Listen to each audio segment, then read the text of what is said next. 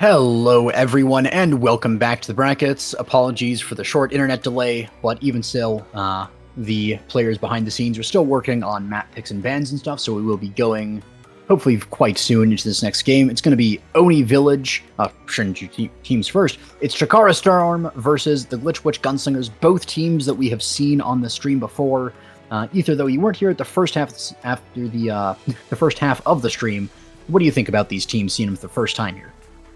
Yeah, and I mean, Glitch Witch Gunslingers is a team that I've talked with the players all a little bit, right? All of them, collegiate players, right? Coming from that scene together. Yadi, a friend of mine, right? I've talked with him a bit, known, for his era, and I think that's literally what we're going to be seeing here with that era last pick.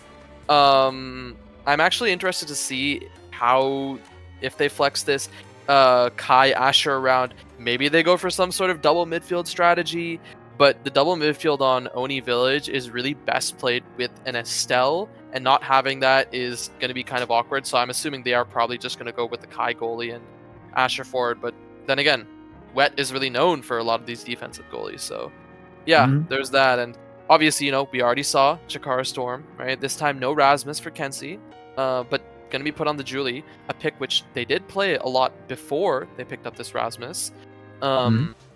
And yeah, no, I'm interested to see how this turns out. Yeah, and especially with the stacks on Oni Village versus Orb Ponderer, both of which are pretty solid picks. I'm predicting it's going to be a classic goalies take Ponderer, forwards take stacks angle, but yep. I'm always ready to be pleasantly surprised if they go for something a little bit different. Yeah, that seems the most likely. I mean, there is a consideration maybe Julie goes for Ponder for more dash punches, but it's pretty unlikely, especially on a map like Oni, where people are going to be moving fast and wanting to move fast, looking for these rotations, looking for these passes. Having that stacks is pretty darn important. Yeah. Another thing as well is with that era, the stacks on stacks actually becomes so much better because you're just moving so quickly already with stacks with that extra era speed. Even though it's technically marginal return, you would think it gets worse. Being able to outposition even faster than your opponent when you start to rely on that speed with stacks on stacks, because you rely on outspeeding your opponent in the way that you play and you get used to that, suddenly being outsped by your opponent is really quite a difference to being outsped by your opponent the entire game. So interesting to see how it's going to play out here. Great find Datagast on that first barrier going to this match, and a great set of momentum. Chikara Storm, of course, coming off of a win. But Glitch Witch Gunslingers as well, of course, is a single Elam bracket, so everyone here has won their last game, so they take another barrier in response. Yeah, and I mean, we're kind of set up now to this classic Oni stalemate where you have double defensive goalies with kind of on opposite sides with this barrier, which means things are just going to go around long side very often. And this is the passing we're looking for, these back passes from Kenzie to Pudash up to Datagast, right? If we're looking for these plays, right, this is the way you convert on these defensive goalies. And we see that with that piercing shot, the flip, attempt pass up to Datagast, and doesn't really secure it, but we're still seeing these great passes coming out. And bang, that's the piercing shot. Yeah, really good find. Datagast has been finding these angles all day long. Really, of course, just really good on this Estelle. By this point, if it's not a signature pick beforehand, it is definitely a signature pick now.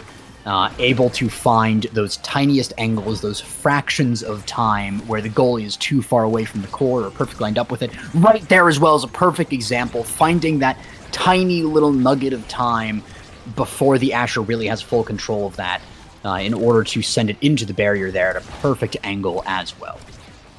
Yeah, and I mean, one thing I just like to kind of comment on, so we are seeing this double midfield comp, right, with Eric High, and most notably, it is, oh, good find, it is actually not Yadi on this era, it is Strailmix, but again, Eric High, it tends to struggle against goalies like this Atlas until they open up this barrier, because Atlas has these abilities, and Kai and Aaron, between the two of them, they don't really have any sort of good hard confirm, like the Julie Dash Punch, or like an X Maximus, or something of the sort. Yeah, you really have to treat this sort of double midfield comp in an entirely different animal to your traditional comp, and it relies very heavily on strategy.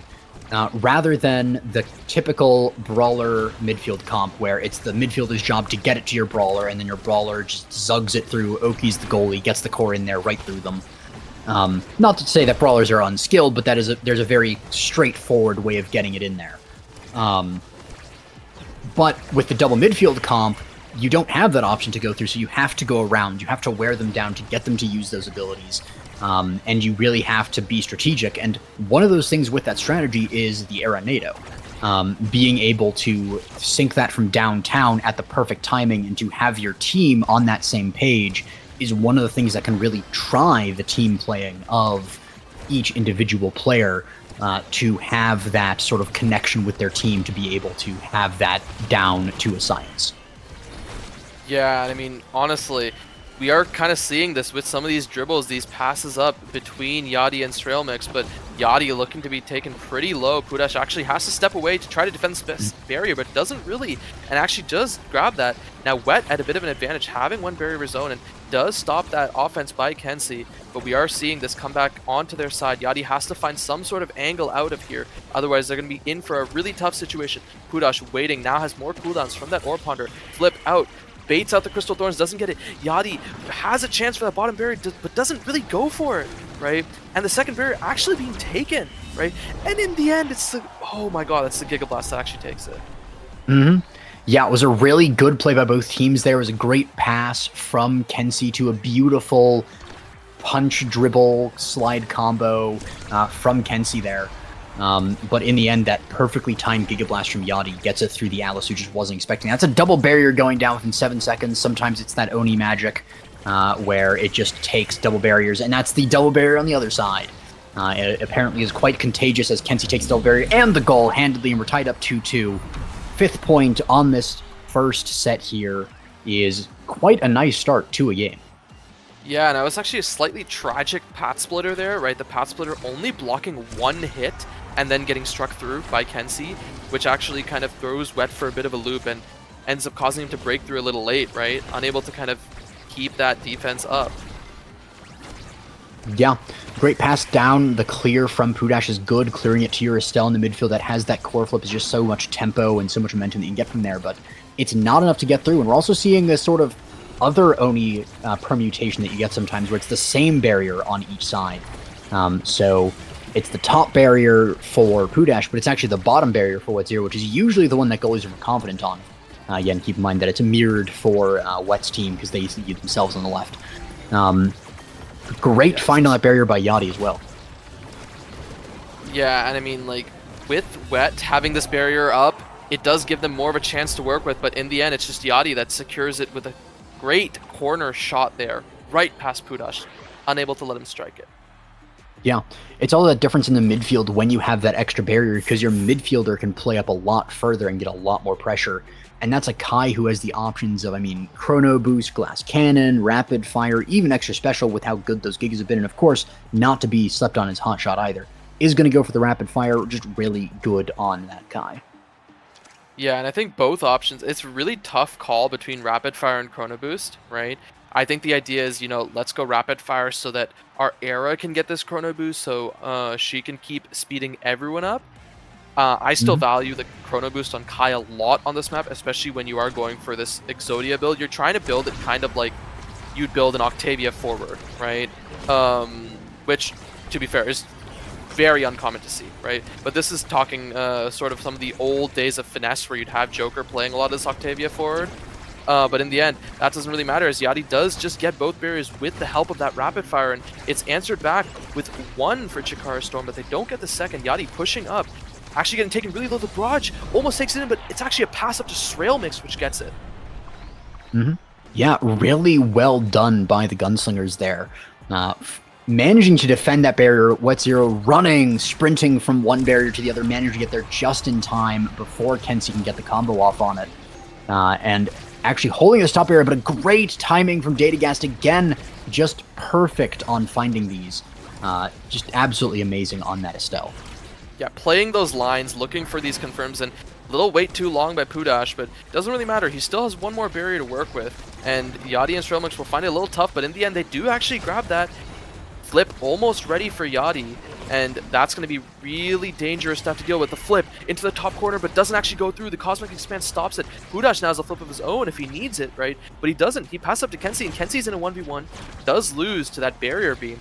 Now, Hudash clearing up to Datagast. Yachty with his barrage. Ooh, and there's the flip. Intercepted by the strike shot. Kensei a little out of position now. Wet has this flip for any sort of offense that's coming. Flips. Passes up to Strelmix, a great angle there, but it isn't really enough to convert. Now Datagast almost has a flip of her own, and so does Strelmix, right? We're gonna see if which one of these midfielders does actually get this flip out first, and I think that'll be the deciding factor for this point.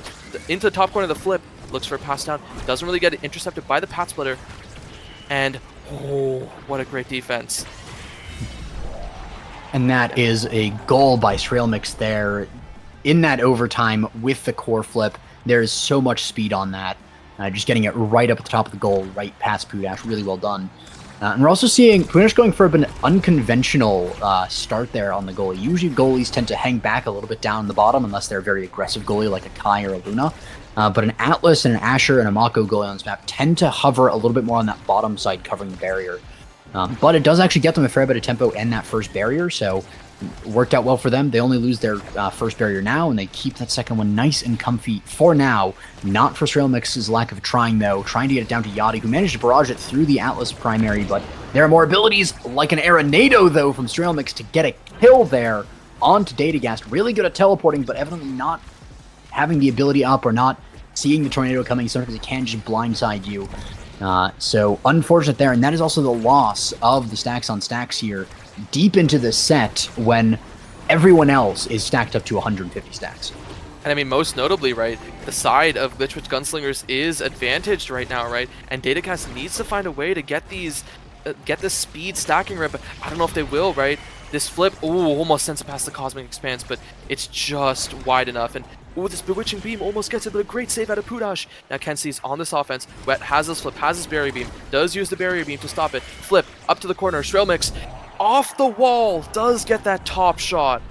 And it's a great 2 sets out for Glitchwitch Gunslingers. Yeah, and that is a very convincing lead. They had a very slow start to this game that was very back and forth, but now Glitchwitch Gunslingers really sweeping that second set. And Era is rewarded with prime time potentially here. Has the option, peak performance as well, just more speed. I mean, Slick Stacks Chrono Peak is... it's peak. It's really good, just pure speed on that Era. She's going to be running circles around people. Perfect form going to Atlas. It's all right on him. It's also really good on Kai, so you want to deny that. But it does mean that he gets primetime rapid fire Biss on that Kai, and that's going to be a lot of abilities coming out of Kai. The Siege Machine going over to Estelle is kind of a meh pickup, but it's also not bad. It is a little bit of projectile range, which can catch people off guard. And of course, the 1-2 on Julie and the reverb on Asher are also pretty good.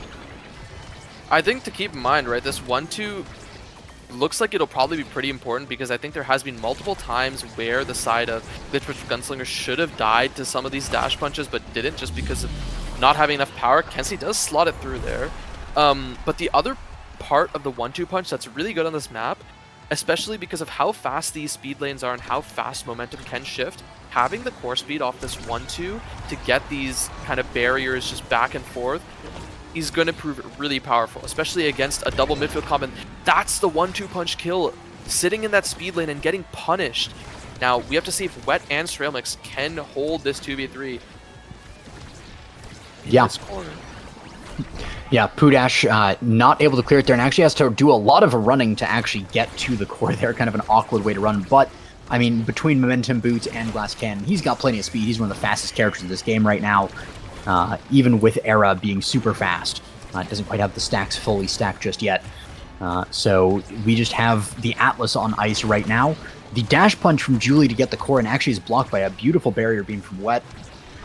And the core just kind of goes to this neutral bottom corner. Again, that is Atlas almost dying to the air, but not quite. The core flip is good, though, into the top corner. The almost absolute toppest top you can get before it would ricochet right back down into the Atlas.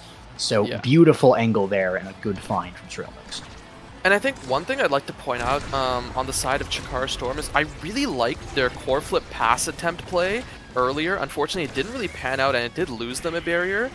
but in, I guess, 9 out of 10 situations that would have worked, right? And that's kind of the stuff you want to see from a lot of these upcoming players, right? Looking for these good passing plays on Oni Village, and ooh, great clear out by the side of Chikara Storm, and they do get this barrier off of this, right? Now Wet is left with an open goal while Pudash still has a second barrier, and as I say that, it actually falls, right? Now this double midfield comp, they don't have to worry about taking the second barrier. They can just pass around all they want. Now that's if Datagast doesn't really secure anything with that piercing shot, and Yachty in this corner looking for anything, right? Passes. Yep. Piercing shot is not quite long enough there to hit the Asher there. I think she might have been able to recover in time. The Crystal Thorn is good, but that's why you have a midfielder. But you don't anymore. Sraelmix getting KO'd by the 1-2 punch of Kenzie, and that's a power play ready to potentially get a goal here and take a lead in this set.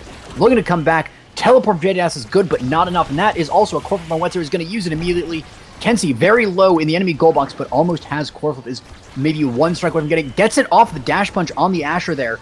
Has core flip an enemy goal, but ooh, unfortunately gets knocked out of the way by the pass splitter and whiffs the core flip there. Red core, we are in overtime, but it's still going back and forth. Really good defense there by Wet. Pudash hitting up to the top corner, a bit of an awkward clear, but it gets it done in the end. Piercing shot just misses. Wet Zero's able to keep clearing it consistently every single time, and a brilliant strike there, waiting out the hit from the astral projection from Atlas, and is able to get it there 2-1, taking the lead, is now 1 point away from qualifying for the OSAS finale.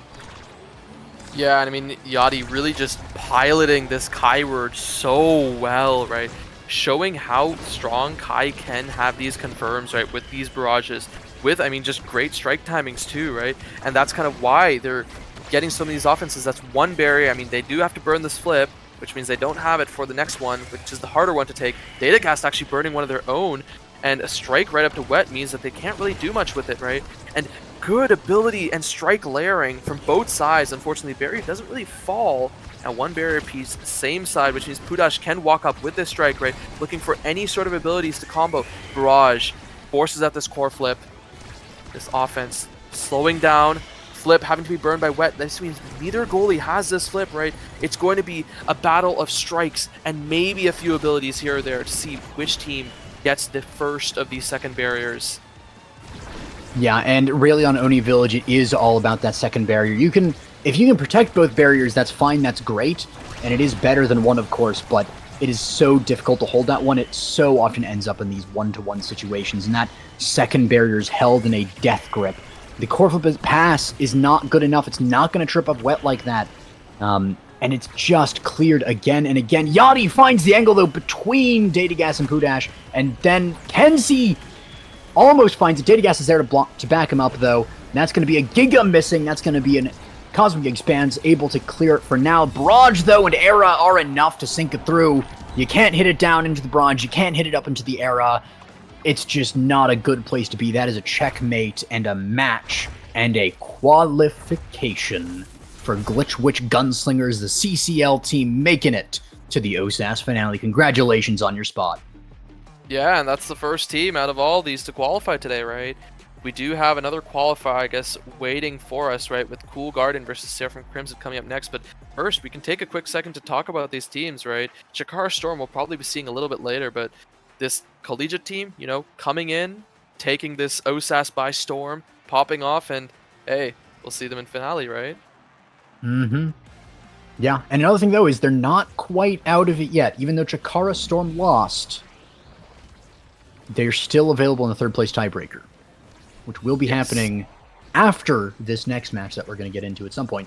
But I just want to bask in the glory of that game for another second there, because even though it did end up being that sweep for Glitch Witch Gunslingers there at the end, it was a really hard-fought sweep there, a brilliant play by Chikara Storm.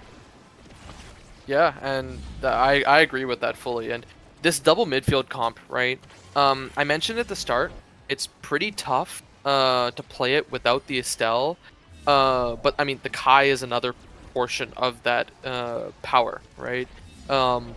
With this double midfield comp, you're really looking between ideally the Estelle and the Kai to kind of pass it between and set up for those, I'd like to say, guaranteed shoves, right? Obviously, you know, they can be played around, but usually at this level, they are pretty guaranteed.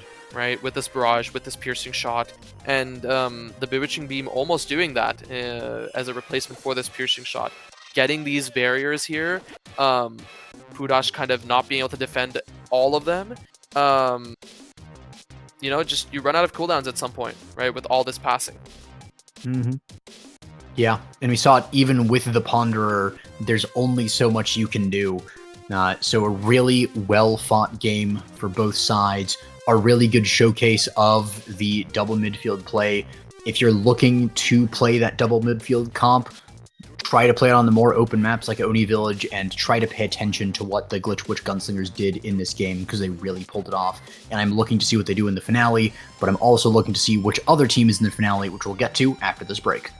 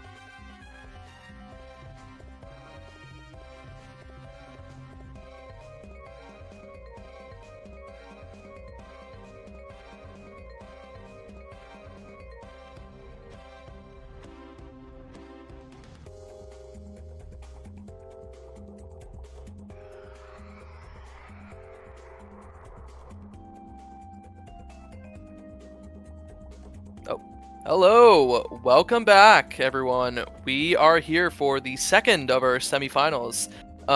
for this week's OSAS, right? We're going to be seeing Cool Garden versus Seraphim Crimson, right? Both teams, I believe we've seen on stream. Actually, I don't think we've seen Cool Garden yet, right? I'm pretty sure we had Seraphim Crimson Not quite. facing Chimp Dinner Live right before this. Yeah, so Cool Garden made the run through Swiss, and then they ended up in the sort of round one pre-quarterfinal, I guess octofinal. I And believe they're 8th seed coming into brackets. But so far, they have been able to. They fought the Animal Wranglers, another team that is, starting off this season. They start a little slow, but they actually, in their first week, managed to qualify. Same thing with Cool Garden coming together. So they've fought their way through all the different teams and some promising ones. They beat Restel in the quarterfinal, which is crazy because Restel is, a storied team that is really good. So coming into this, they're facing another storied team, perhaps the most storied team, Seraphim Crimson, which Master X Malachi has been putting in the work and is a veteran of OSAS, looking to finally make the OSAS run and maybe, just maybe, 7th time's the charm. Yeah, and I mean, hey, his teammates have been around with him all this time too, right? Yugo, Tafonk have been around for a very long time. If I recall correctly, I think the Seraphim Crimson lore was Lego Mage was actually originally their goalie, right? It was Lego Mage, Tafonk, and Master Malachi. And then they picked up, I think, Yugo for Season 2 of OSAS, and since then they've been kind of chugging it together, right? And actually, last OSAS, they did make it a little further. They did finally make it out of that OSAS finale groups, right? And making it into that OSAS finale bracket.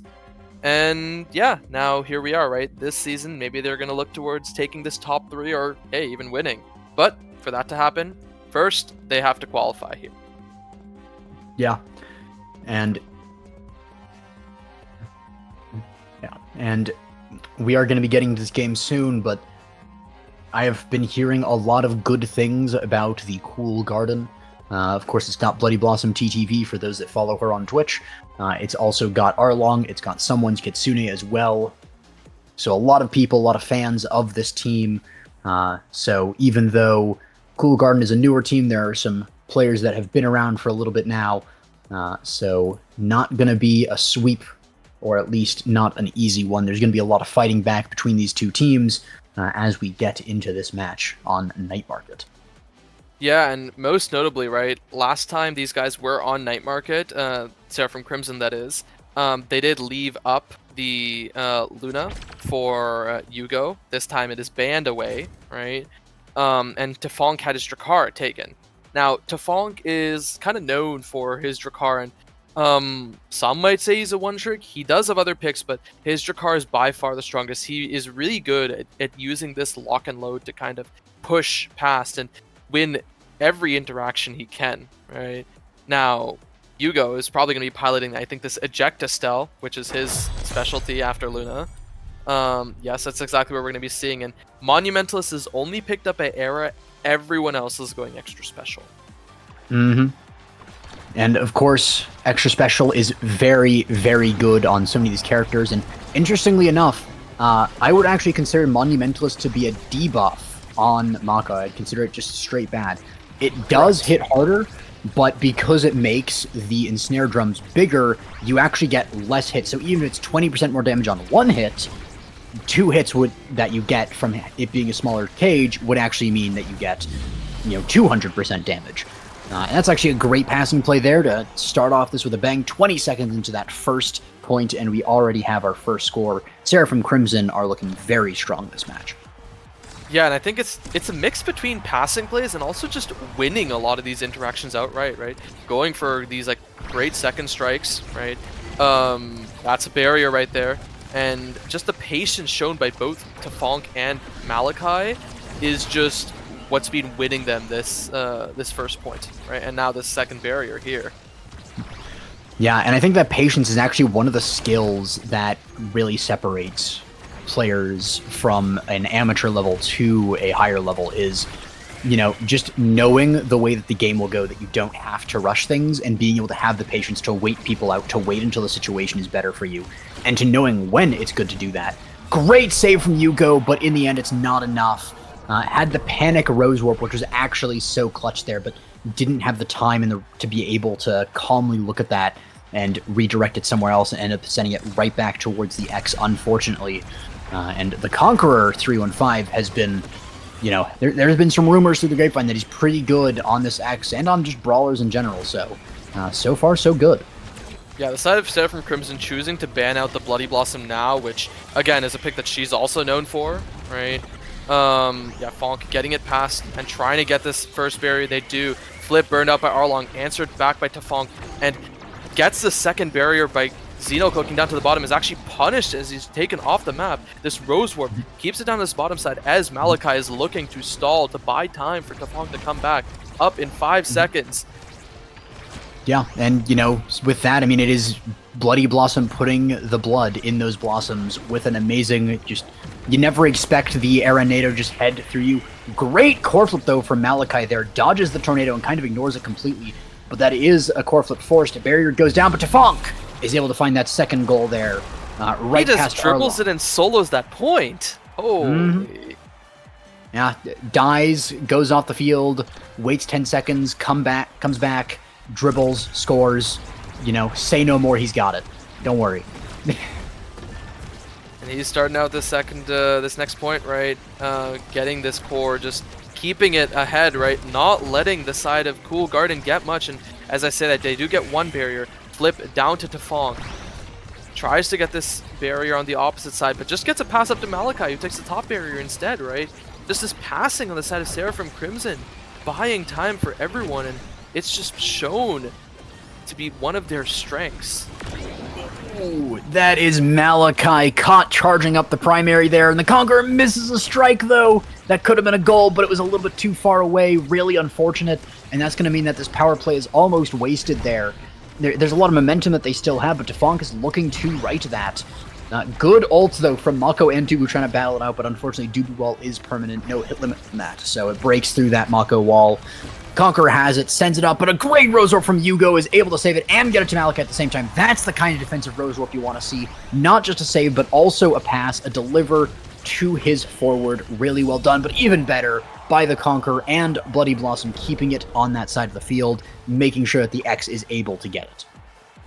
Yeah, and I mean, it just looks like Tefong and Maokai are able to get a lot of core control going, but the moment that the side of Bloody Blossom and Conqueror are able to get it onto Seraphim Crimson, this Estelle goalie is really showing to be kind of weak defensively and unable to defend against this X. Yeah, but no need to defend against the X if he's dead, so really nice kill pickup there. And a potential great power play, but a great core from Arlong is going to preserve momentum for a little bit longer, make sure that it stalls out in the midfield. Great strike warring against Maokai there, and a great core from Blossom is going to take the first set.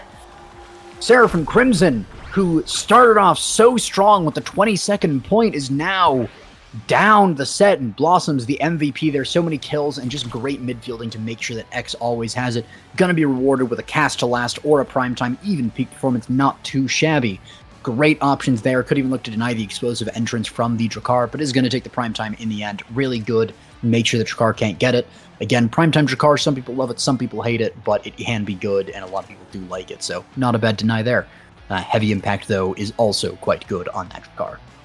Yeah, and Heavy Impact is kind of a pseudo primetime in a way, right? Where it does give you that extra charge almost, where if you just keep hitting multiple people with this lock and load, which I would say 80% of the time you are going to be doing that, you just get some of the cooldown back, right? And it just allows you to have so many more of these lock and loads, and the damage too, just with those impacts, Tefong putting that damage into Conqueror, bringing him kind of low and making him unable to continue this offense. Yeah. But the offense, though, switching over, Conqueror able to get it there. That one barrier, but not the goal just yet. Great Crystal Thorns cleared by Yugo. A little bit of an awkward thing dodging that era, the massive Monumentalist Aranado. But Tefong is able to make a good use of that angle to almost get the barrier, but he is still defended by Arlong. Maokai trying to go for the bottom side of the barrier, they're not found. Pass up, Malakai's a little bit too slow on that, but gets it around the Dubu wall, who actually ends up backfiring. And that is going to be the barrier taken. The Aranado is really great for getting it forward, but it's not good enough, and it's back in the hands of Arlong. Core flip out of Bloody Blossoms is really good, but an intercept by an amazing shotgun from Tefong is going to just keep this point going on and on. But yeah, you were talking about it earlier. Estelle just cannot stand up to the X, and that's one of the pitfalls of Estelle goalie. You're really trying to use that Estelle goalie to keep the ball far afield, to make sure that the core is on the other side of the map, but it's just so difficult on Night Market especially. Great kill, though, from Tefunk is going to make it a lot easier to get it and keep it on the other side of the map. But now the side of Seraphim Crimson has to convert, right? I mean, they take the flip out of Arlong, but there's no barrier I see here yet, right? The strike shot, once again, that's one barrier, but is that all they're really just going to be getting from this play? No, actually, Malachi does get the second one, and the pass back up makes sure this offense continues. Is this going to be a passer? They just waited out. Malachi plays the mind game and just out mind games Arlong. And I mean, that's one of those things where it's kind of a bad situation for the goalie, because if you strike it first, the enemy striker, the enemy forward strikes it second, and then it's in your goal. If you don't strike it, it's in your goal. So you kind of just have to hope for a mind game to happen. But it's such a difficult place to be in, and that's kind of like the midfield running backward, trying to get there in time to help out kind of situation, but it's so difficult even then because they're too far away a lot of the time. So just really good setup and a checkmate by Seraphim Crimson to get their first point in the set, and now they're on the board. Bloody Blossoms also very low, potentially looking to be killed here. You go with that eject button, teleporting forward and backwards. Bloody Blossoms got the Molten Bolt, just staggered for basically forever off of that. And is only going to be regenerating soon. And is not going to be regenerating at all with a great kill from Tefong. But most importantly here, Seraphim Crimson needs to make sure like they don't lose this point, right? Conqueror could be waiting for any sort of chance to X Maximus this Tefong, trying to get this up to Malachi, sending it once again through this portal. They keep switching sides in some sort of attempt to get this offense going. Flip up to Malachi, waiting for this rebound. Stopped by Arlong. Tefong dribbling around to Malachi. Doesn't win that strike war. Hugo's in a tough situation, tries to eject forward, and this is a situation Estelle really doesn't want to be in, and does actually get it out, and oh, the patience! Yeah. Great Overtime. find by... Yeah. The overtime core speed is so difficult to contend with, even on that Dubu goalie, who is, of course, renowned for being a really solid wall. But human reflexes are only so fast, and when the core is going super fast, that makes it a lot harder to defend. But a great wall from Arlong, even in the face of the cage and the core flip from Malachi, is just going to keep sending the core to the other side. Great NATO as well from Blossom, sending it to Conqueror, who actually managed to get in the end there. The Rose Warp from Hugo is a little bit off, unfortunately, but it would have been a very difficult save even still. So really well set up and played to tie up the score from Cool Garden, who is now 1 point away from a 2-set lead. Yeah.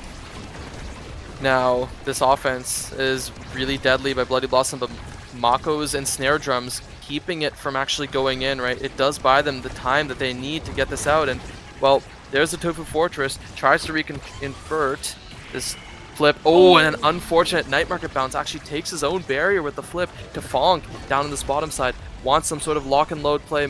Malachi burns that strike shot from Arlong and actually punishes him for it. Hugo with a great blink, does lose one, but this X is still in Maximus. He is ready to take the second barrier. Now, oh, the flip is burned in time as Hugo gets it out. No flip for either goalie. This is just one interaction, and Hugo loses that. No. Conqueror doesn't actually manage to get this out. Let's see how this defense reconverts.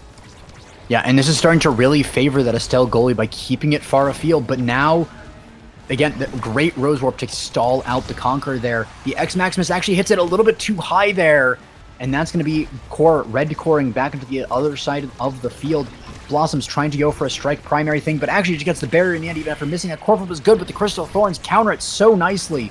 And that's going to be the Conqueror killing the Estelle instead of getting the goal. And to Funk, that's 2 kills down. Master Malachi in trying to defend that, but is not able to. Yeah, you can only throw up an emote in the face of that one. It's a 3v1. If you survive that one, Master X Malachi, I would have to salute you on that one because it is so difficult to contend with. And Conqueror gets first pick here, is rewarded with something like perfect form, 1-2 punch, both really good awakenings on that X. So it's going to be cool to see which one Conqueror goes for. Yeah, it has to be the perfect form, I think, right? And I mean, this Estelle, I would have really loved if they went Ponderer over this Aerials, because I don't think they're losing out on this range battle. I feel like they need more cooldowns to kind of contend with this X, especially who now has perfect form, right? This is going to be even tougher to deal with any of these offenses. Yeah, and I think the one downside is that if you die, of course, you lose the stacks. But honestly, I think just denying the Ponder from Dubu is worth that enough. Even if you're on 0 stacks, you still get some value from it. And so much damage coming on. Almost an Unstoppable might have been good to see there. And of course, Unstoppable falling to the Mako isn't bad because you can keep channeling without those hit stuns hitting her. But that is such a brutal start from Cool Garden, and I mean, yeah, it's tragic to see, but this is what happens when an X-Comp wins early, because X-Comps scale, but if you scale from good, you get great. Yeah, and I mean, to add insult to injury, right, Tefong just goes down to that bell ringer, and, well, we have another strong start coming in, right, this Monumentalist Nado cutting off that bottom side, but Conqueror still gets it with this X-Max up to the top, and this Bull Rush trying to force it through with this flip, gets the barrier in the end. Now Bloody Blossom is really close with this flip, and sends it through. Conqueror just looking for that hit stun to make sure this core goes through. Yeah, I mean, this is really well played by Cool Garden here. I mean, this doesn't even look close anymore. We went from the first point that was, 20-second domination by Seraphim Crimson to now kind of the opposite, 20 points or 20-second points over to Cool Garden, and not even making it look close like there was ever a chance for Seraphim Crimson. But they're fighting back now. They're starting to take to the other side of the field, and they are trying to get it through. But the question is, can they survive the next round of attacks? That's the barriers going down even before the attacks start. That the NATO misses, though. That's good for Seraphim Crimson. That's something to cheer for right there. The X Maximus, the Bull Rush, not able to get anything done. So far, they have weathered the storm of abilities. Now, can they capitalize while those abilities are on cooldown before the next round? But there's a Dubu on the way, and he has extra special, and there's so many extra specials on this team. Great Rose Warp, and Tefong gets a kill. That's the beginning of it. This could be it. This could be Seraphim Crimson coming out the reversal, but a great defense from Arlong and a great dribble across the top is going to mean that Estelle ends up dying, and that is a 2v2, but now Blossoms is back, and it's a 2v3. Oh, and a great Strike War win by Tefong, but is that going to be enough? No, as Conqueror is in the corner and they flip it, and Cool Garden is now in OSAS finale. Welcome. Congratulations to Cool Garden on your performance here. We have Bloody Blossom getting the MVP here for basically just beating them up alongside the X. There was midfielding involved as well, but honestly, so much of that came down to the just domination of the other team, putting in the damage. 19,420 damage on an era. On an era! Not like a Vice with siphoning one, Stinger, whatever shenanigans, on an era. So really well played by both teams. A well-deserved MVP from Bloody Blossoms. And I am excited to see what happens, though, in this tiebreaker after a break.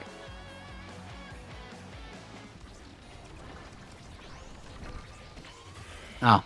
I keep going to break way too early because I almost forget about the replays here. The game was just so good. I really should want to see more of it, but there's more games to play. I want to see more of Omega Strikers. But that, we of course had that clip there, Arlong being walked in on by Malachi. There's only so much you can do.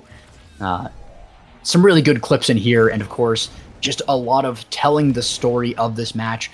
At the end there, we start to see that the kill comp really just scaled, and so many people were just being killed off the rip. Even if they didn't die immediately, they were staggered, so they could only do so much, and then they eventually got hunted down. So just a really good play from Cool Garden. Yeah, and I mean, just as a quick side note, a funny little stat that we've had is every OSAS winner up until now has actually either like kind of won or kind of qualified through the upper bracket of their week, right? And it'll be interesting to see if any of these teams win, or if it's a team from another week, or if that trend just gets broken, right? Because in theory, based on past experience, one of Cool Garden or I believe Glitchwitch Gunslingers, yeah, that's the team that qualified before, should qualify, right? But we'll have to see how things go, and we'll be seeing that, I guess, now after.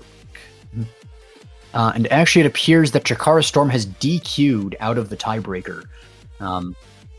Visual bug. Never mind, I am told that is not actually a DQ, and there will be a game. We will soon be seeing Chikara Storm versus Seraphim Crimson, so stick around. And this time, actually cutting to break.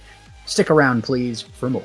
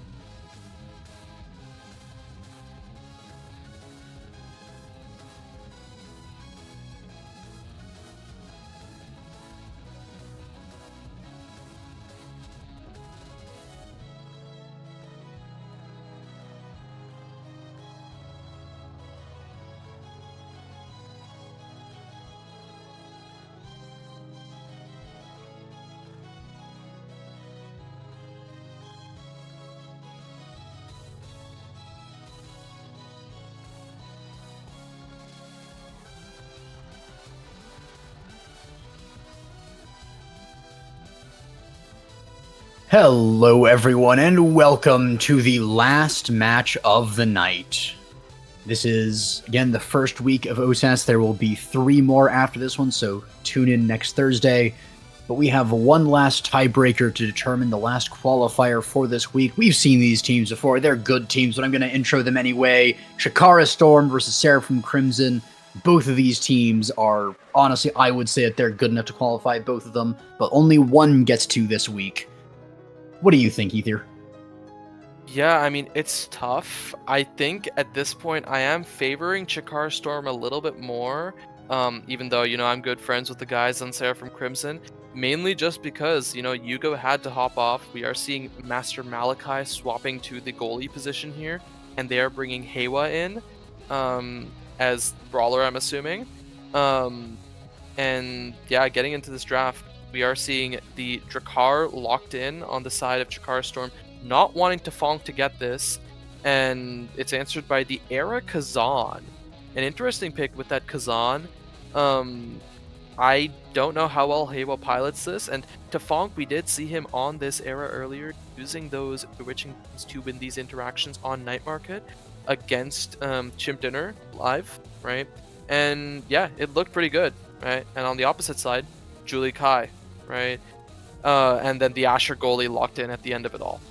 Great hold it down goalie, and especially for someone flexing from the forward position, it's a good comfort.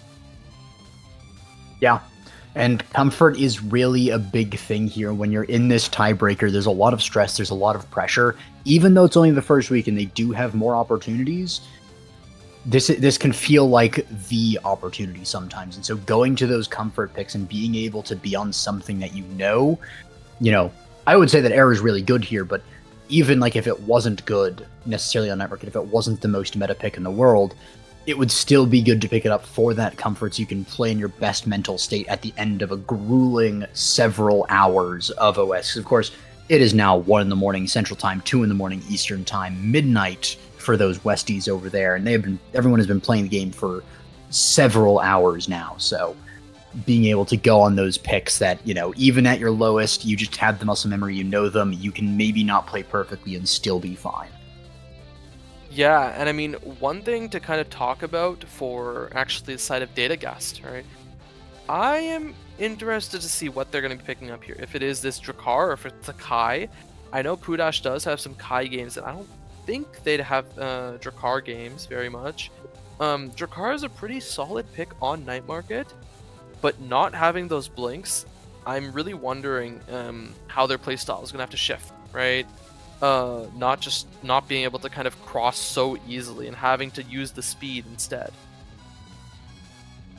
Yeah. The blink, though, is... I would say the blink is really good, but yeah, it's not available here, and that is definitely going to be something. That is definitely a consideration here, and yeah, I am also looking forward to seeing how Datagast plays against them, because it was brought up earlier that Datagast is really good on these blink characters, and we've seen it, the Aimee, the Estelle, but we haven't really seen a lot of the other picks here, so seeing how that speed is handled, because it is a very different playstyle with the blink. The instant teleportation has good things, but it also has limitations. And like the best thing with the usage of speed is to be able to be flexible, right? With a Rose Warp, you have an end destination. You can only go to that end destination as soon as you click the ability. That's your only option. It's fast, but it's limited. Something like a speed boost, you can go wherever you want. So Yes. Datagast having that option to correct is going to be pretty good, because they've shown to be pretty good on a lot of those midfield fundamentals and positioning. So being able to find those places to be and being able to shift in a shifting situation is going to be really good for Datagast. But based on these hovers, it looks like Datagast might actually be picking up the Kai instead of the Drakkar, right? I think both are solid picks on Night Market, right? Able to kind of force these past either with the lock and load or the barrage, right? Still waiting on Pudash to kind of lock this in to see if we are getting that Drakkar goalie, or if it is, this Kai goalie and they're psyching us out in the last moment. No, it will be the Drakkar goalie. Yeah, so Datagast on this Kai, looking to kind of zoom around with the blazing pace, look for any of these barrage like scores on the Asher, but again, this Asher has this barrier beam. It's going to be tough, right? Between the Julie, between the Kai, yeah, you have abilities, but you have to burn them. Mm-hmm. Yeah, although I would almost be more terrified if this was some sort of like Kazan goalie. It's not likely, but if this was an Asher forward, I would be fearing for the Drakkar. Because Drakkar is great in a lot of ways. He can really contend with brawlers, but he's not that great against something like an Asher that can barrier beam it in your face. Like Shotgun can only send it directly away from you, so sending it directly at an Asher would be bad. But we're going to see that it's actually Master X Malachi on the goalie instead of the forward, but on the Asher. Yep. As predicted. So that's going to be an interesting thing to switch between that forward and that goalie. And we lose 2 barriers here while Malachi gets adjusted to the goalie playstyle. And that might be the beginning of the story for the Storm vs. Crimson, or it might be the beginning of Malachi warming up, and we'll see which one that is as we progress. And I think that's also part of the reason they chose to go for this momentum boots over the strike shot. Strike shot is more commonly seen as a much better pickup for this Asher goalie, but I think just for comfort's sake and kind of getting used to this goalie position. Oh, what a good dash strike by Kensei. Yeah, I kind of have to stop that just to call that out, just how great that was. Yeah, if you didn't call it out, I would have, because that was amazing. But continue with what you're talking about the strike shot. Yeah, strike shot is really good because it allows you to kind of clear these, or cover these angles, which the Asher typically cannot with just the barrier beam or the breakthrough. But this momentum boots is usually what people less experienced with the goalie position would like to take. And just as that happens, right, Kensei with a great setup into another dash goal, right? It's looking really tough for Seraphim Crimson. Yeah, it is. And having to switch around in this tiebreaker match is rather unfortunate for them. But again, at the very least, this is not the end-all be-all of the team necessarily, unless they can't play in later weeks. Core flip actually whiffed by Kensei there. Is potential for a comeback, but nope, that's going to be a barrier taken even off the back of the whiffed core flip. And Datagast also has a core flip on the Kai, but it's not going to be necessary. Kensei gets a great corner shot into the barrier. Hudash playing up the core flip, potentially looking to capitalize on that, but gets sent back via the Era Tornado. Great flip, though, from Datagast, though. Just beats out Tefonk there, who also had core flip and used it just a little bit too late and ended up just getting iframed. So Datagast, great flip, great awareness to actually see that angle on top side of the map and go for it as well. So just really well found and really well played. Yeah, that flip just kind of felt like a whole like Mexican standoff there, where they both flip right at the same time. We're in the Wild West, getting ready, and it's a quick draw out of Datagast, and they flip it into the top corner, and rewarded with the big fish, which is a little bit of an odd pickup, but perhaps looking to deny it away from the Asher, who takes the 1-2 punch of prone. Hot shot taken by Kazan, but Drakkar gets missile prop. Yeah, Drakkar missile prop is of course amazing, but the thing actually, Kai, you don't necessarily, like, he doesn't have any melee abilities, right? So you might not think size is good on him, but it just helps him be so much more oppressive, because the way that you get it past Kai's barrage is to hit it around him. You hit it to his sides. Well, if he's massive, by the time it gets sort of past his hitbox, the barrage is over and he can strike it again. And because it's so much wider when he's bigger, you can actually do a lot more and have a lot more pressure. But of course, you can also be hit by more abilities, and that is what Heiwa is actually capitalizing on to kill him there. But power play going to actually be turned into a power play in the other direction here, as Era gets killed by Kensei and Datagast respawns, so flips it from a 3v2 to a 2v3 in the complete opposite direction there. Really well found by Kensei on that kill. But of course, not too much is going to come from that. There's a little bit of issues with the just keeping core control when there's a Kazan in the middle of everything. Oh, and a missed breakthrough actually causes Malachi to lose the first and almost the second to Fonk in the right position to kind of strike it out and clear it out. And once again, Kensei in a good position to go for the second barrier, but doesn't actually get it. Hudash now looking to clear it out. Kensei almost stuffing through the flip, actually denied by the crooked leverage by Heiwa, and now Heiwa's looking to keep this offense going, and the barrage almost sends it through the 1-2 punch, acting like a pseudo team player, passing up to Heiwa, but it does go up once more. The strike looking for a good placement, and it's right through the defenders on the side of Chikara Storm. You hate to see that if you're on Chikara Storm's side there, because that was tragic to watch. Their hitboxes weren't even touching. If they both striked it at the same time, one of them would have caught it, but it was just between, so there was like 1 pixel of timing to actually hit that. So really tragic there and really well found by Heiwa, because those angles, I mean, that's been, we're talking about Datagast's specialty of finding those angles, but now we have a contender and Heiwa able to find those too, and on the forward and the score too, no less. Yeah, and I mean, I'm interested to see if they can get more of these angles, but for that, they need to get this core out of their defensive side, and Tefong looking to try to get it around Pudash, get it around this lock and load of the Drakkar. Heiwa, first barrier, flips. The second barrier is stuffed away from Datagast. Now, pushing up on this bottom side, almost has a flip of their own, flips it up to Kenzie. Kenzie strikes it, but doesn't actually get it past Malachi. Now, almost gets it, and actually does in the end. The barrier beam, not enough, and a great dribble with the punch sends it in. Yeah, great play there from Storm to bring it back to the 1-1 here. Not allowing Crimson to run away with any sort of momentum. But of course, Crimson still in fairly high spirits. They did take 1 goal. They're not being swept here. They've shown that they can, and we've been seeing that Malachi is adjusting and getting better at this goalie role. Of course, Master X Malachi has played goalie before. It's not the first time on goal, of course. But it is definitely an adjustment to go from scorer to goalie, the complete other side of the coin. Yeah, and I mean, a great stuff against the defensive flip by Heiwa, and actually getting 1 barrier of their own and then a second one right now, right? Tefong looking really low, almost carried off the stage by the barrage, but actually gets orbs in time, and the breakthrough slightly wide as Kenzie sends it right around Malachi, but Malachi has this flip in case anything bad happens here. Tefong sending it up, waiting for this NATO. Pudash burns this flip, doesn't actually get anything out of it, and Tefong just going back and forth, saving every rebound. And it's only now where the side of Chikara Storm has an advantageous position to work with, but flips both for Seraphim Crimson.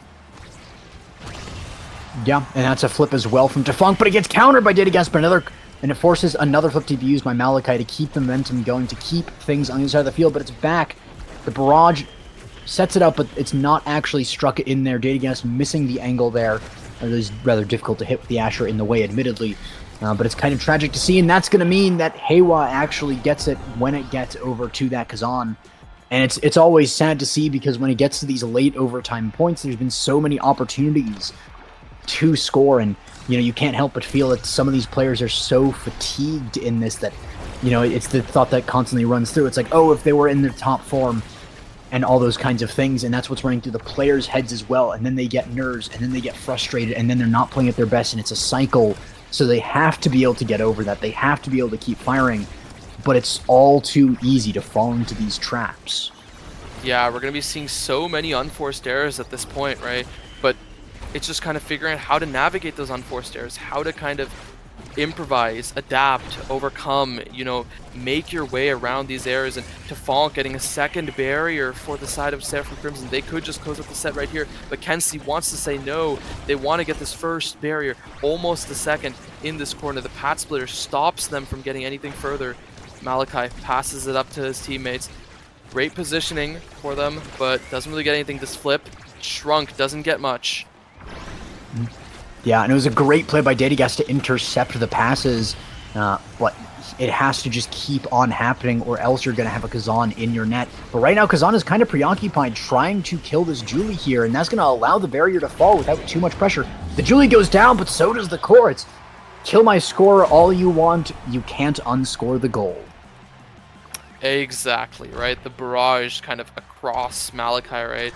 Not able to really step in front of it to defend this core from going in, while Heiwa is busy finishing off Kenzie, and, well, that just means that Kenzie gets a reset stagger bar, right?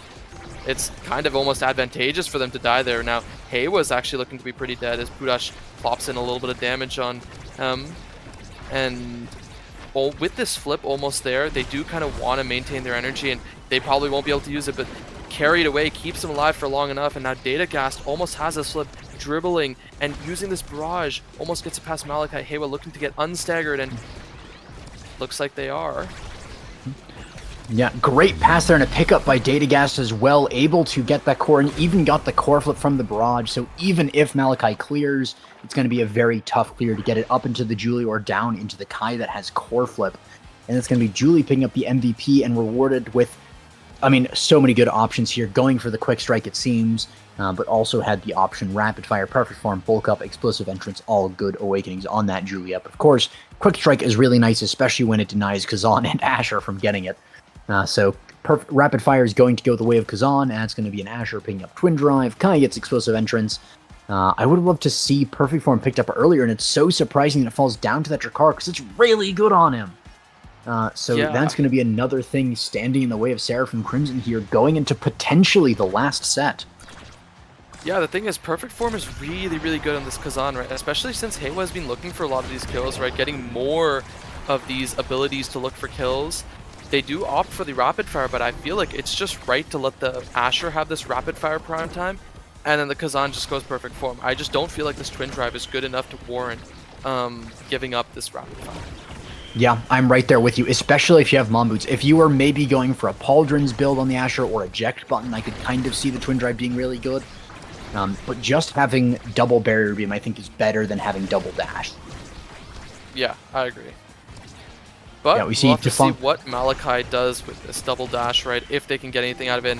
That barrier beam, once again, getting a barrier of its own, right? And Malachi has these defensive abilities, and the Monumental's NATO actually carries off Datagast now to Fonk and Heiwa on this offense, trying to kind of converge in one way or another. This Flame Flurry on this defense, and they actually do hold for long enough for Datagast to come back. And wow. Yeah, but not long enough, as even though Datagast is back to Fonk is also there at the top side with the Bewitching Beam, able to just send it in there, and that is a 1-0 lead and potentially the comeback for Seraphim Crimson. Again, I've said it multiple times, I am a big fan of reverse sweeps. Doesn't matter who it's doing, it is always hyped. It's always great to see the players push themselves to the limit, and it ends up being some of the best, most intense matches you ever see, so I'm almost looking forward to seeing that reverse sweep, but also we're going to see as this goes on again, the players have now been playing for something like, 5-6 hours. So we're going to see how they go on in this set. And that's going to be, again, Pudash playing a little bit too far up, wanting to end this game, wanting to put the pressure on and make use of this set lead, because there is a little bit of leeway. The Night Market angle indeed able to secure that, but not enough. Heiwa takes another point, and now it's beginning to fall apart just a little bit. You could see Pudash was...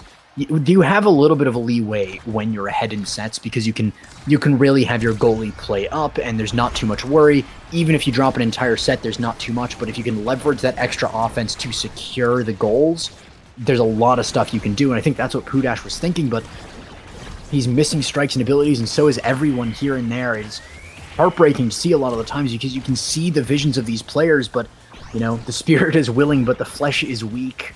And Datagast going for a dribble on the end, but cannot get it around Heiwa, but no Heiwa to get it around now. It's a kill from Kenzie onto it, but Tafonk is just running so much interference, you just cannot get it past here. And the dash from the Estelle as well. There are corpses available, but it's not enough right now. There's a Giga available, but it doesn't get it past. The strikes are not enough. Tafonk is holding this down in the midfield so that Malachi can hold it down in the goal, and that's another kill. This time on the other side, we have Julie going down as well. The core flip is there from Datagast, not going to use it there. Goes right past him so fast, never had the opportunity to really even use it because he was stuck in the barrage animation. That's going to be the use of the core flip, but it gets intercepted by Tafonk again. Yeah, and I mean, great intercepts by the side of Seraphim Crimson between Tafonk, between Malachi, and even the crooked leverages from Heiwa, right? It's looking really tough for the side of Chikara Storm to set up these passing plays, to look for anything really, and the Flame Flurry stuffed out by the barrier beam, and actually Heiwa almost getting this barrier, but Pudash with a great strike shot actually intercepts it, and oh, looks like Kenzie might be having a bit of an issue with lag, and I guess the idea is playing it out, but I guess Kenzie's back now, right? Yeah, good core flip from Malachi there, buys a little bit of time, gets it to Tafonk, even if it's a little unorthodox to go for that top clear there. Heiwa finds the barricade though, the barrier, and that is going to be the other barrier on the other side of the map going down. 1 point away is Seraphim Crimson, but this is, again, potentially the last set. If Chikara Storm can lock in right now, they can do it. They have the option to seal the game and qualify for OSAS finale right now. They just have to get it past Haywa. They just have to get it past Tafonk. They just have to kill Tafonk. Corflip, but there's still a Malachi there in the goal. Can they get it past him? The answer so far is no. It's almost good. The barrage is good. The punch is there, but it's not enough. Good angle off the bottom, and it goes past Malachi, and that is their first goal in this set. They are on the board. They have shown they can do it. They're not out of this yet, and that is potentially the last set. No, not allowing Crimson to get even a set in, potentially.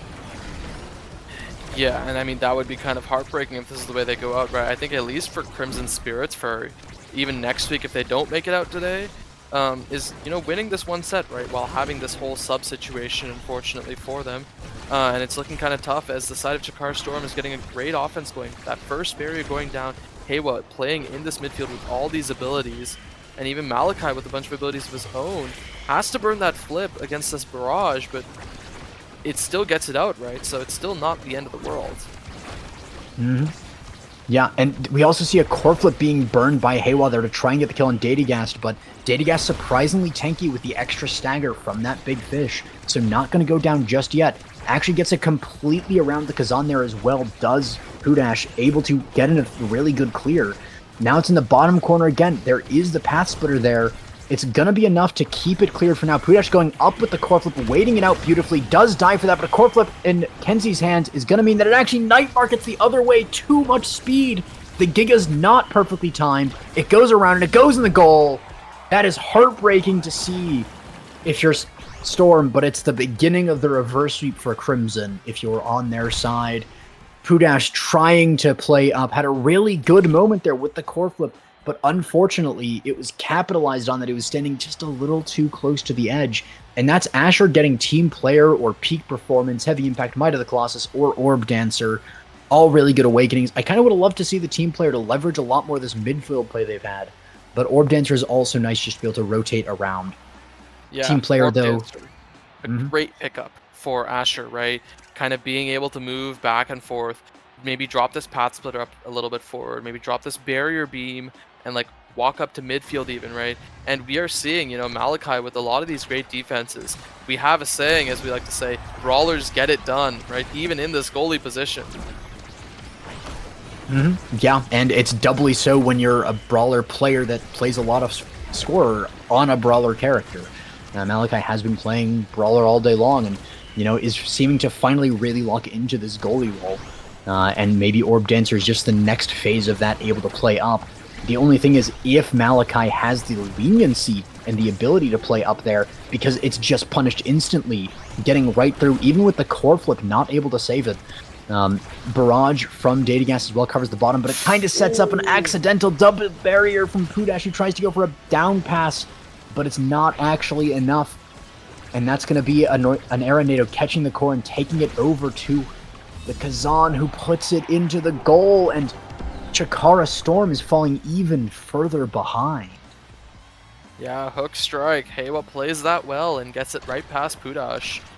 And as we go into the second point of this set, right, we have to see, can Chikara Storm regain their momentum, or is Seraphim Crimson just going to run away with this, right? They already get this first barrier. They're looking for the second one. Kenzie has this flip ready, right? They could look for some sort of double barrier. Just get stuffed by the barrier beam, right? And now they're getting kind of low. They could be carried off the map at any point, really. But yeah, both Haywa and Datagast are looking to get their flips pretty soon. Malachi getting multiple abilities burned and actually just gets punished for it as they lose both barriers. Yeah, and that's going to be a goal as well in the bottom corner there. Kenzie even coming in with the dash afterwards to try and secure it, but it's not even necessary. So putting themselves on the board as well, and this time 1-1 instead of 1-2, so a lot less pressure for Storm. You could tell at the end of that last set that Pudash was really feeling it with a super far play up, just trying to get it done and lock in. But now they've seemed to maybe have found their zen and recovered a little bit. Great counter flip there from Datagast down over to Kenzie, and actually just gets it on his own. Kenzie's just sort of there for moral support and to ensure that nothing happens. But a great bounce angle from Datagast, and that's a double barrier. Kenzie getting the second one this time, and now it's an open goal for Chikara Crimson, and Chikara Storm has their option to just end it right now. Great kill onto the Era there. Datagast has it on the bottom side here, but the core flip from Malachi is good. It's good enough to clear, but it's not good enough to end the game because Kenzie is there in front of the goal still, able to get it through Seraphim Crimson's Master X Malachi, bring them up 2-1 and 1 point away from their sweet qualification. Yeah, and I think what actually happened there was just a strike up from Heiwa trying to pass up to Malachi, and unfortunately it went slightly too far to the right and actually took their own barrier, right? Which is kind of what set up the side of Chikara Storm for this barrier take and then the goal. And unfortunately it did happen, but thankfully Heiwa's starting to redeem himself, getting that barrier and getting the second one as well, right? Trying to bring us to a 0.5 of this set, and I'd love to see a set 5 if we can get there. Yeah, and it's going to be quite the battle, though, because Seraphim Crimson has 2 points to score. This one is looking quite likely, though, as they have the open goal and they have the barricade lead. They're so close to putting this through, but now there's a lot of pressure here with Kenzie and Datagast both playing up, and that is the barrier beam already used, but there's a Kazan from the goal. He has the quick leverage, but he used it too early, and the Drakkar is able to respond. The core flip is wasted by Kenzie, though. I was maybe thinking that the Aranada was going to go and hit him off the edge of the map, so he used it just for safety, but whiffs the core, whiffs the people. And it's going to be a red core going towards the Drakkar, but he's able to defend it. The Molten Bolt as well slows it down a little bit. Kenzie dashing forward, using the Flurry. The Barrage is also good, but it's not enough. There's too much defense here, and that's going to be Heiwa with the self-pass off the top of the map, using the primary into the goal. And that ties it up 2-2. We are 1 goal away from the 5th set, but we're also 1 goal away from Storm qualifying. It comes down to this right now. Are we going to have another set? Are we going to have a team qualify? Energy economy really favoring the side of Crimson, right? So Crimson is looking kind of like they want to be in this position, but that's not the position you want to be. Never mind. Datagast with the full flip actually carried off by the Maelstrom, right? Now Kenzie in this situation with Malachi looking to kind of convert, and Tefong does flip it out. Heiwa looking to go for this offense, doesn't actually get much of anything. Malachi waiting patiently, throws out the path splitter, makes sure this stays on this bottom side, and ooh, a great clear by Pudash out to his forwards, and Malachi having to burn this flip, does keep this right back up. The crooked leverage does actually get that second barrier. Both barriers actually taken on both sides. Goal open, the flip, and it's sent right past Malachi, and that's Chikara Storm qualifying. What a match to end on. Congratulations to Chikara Storm for your place in the finals. Seraphim Crimson, though, going to take another week at least, and they're going to practice up on that because they did definitely show a performance worthy of qualifying. But with the sub situation, definitely putting them back. The fatigue of playing so many matches, and of course the third place match is the last one to happen. So this is the absolute latest match with the sub. Everything really not going against them, but not lining up for them either. So really well played, even in that kind of situation. I'd love to see more, but that's going to do it for this week. Do you have any last thoughts there, Ether? I mean, not really. I mean, I think one thing I wanted to mention is I think this is actually the first time in, I believe, the last 3 OSASs that we have had a Chikara team make it through on week 1. I could be wrong on that, but I'm pretty sure that is the case, right? Last time I think we saw that was OSAS 4. But yeah, I'm interested to see how Chikara Storm plays in this finale, and also if Seraphim Crimson can make it in next week. Yeah, will be exciting to see all of that, so come back next week. If you're going to the LAN, then enjoy the LAN. If you're not, there will be a lot of side streams and stuff, so look for that. I have also heard through the grapevine there's going to be a merch drop at some point soon, so look out for that. But with all that being said, thank you all so much for coming out here. It's always a blast to cast OSAS, to play an OSAS, to just be around it and see some Mega Strikers. So thank you for coming out here. Thank you, Ether, for joining on the desk, and Cloak Oak earlier. Thank you to Saya for running prod and everybody else involved. It is always a blast, but I'm going to send it off there with a salute to everyone that has fallen and everyone that has also made it to the finale. Thank you very much. Good night, everyone.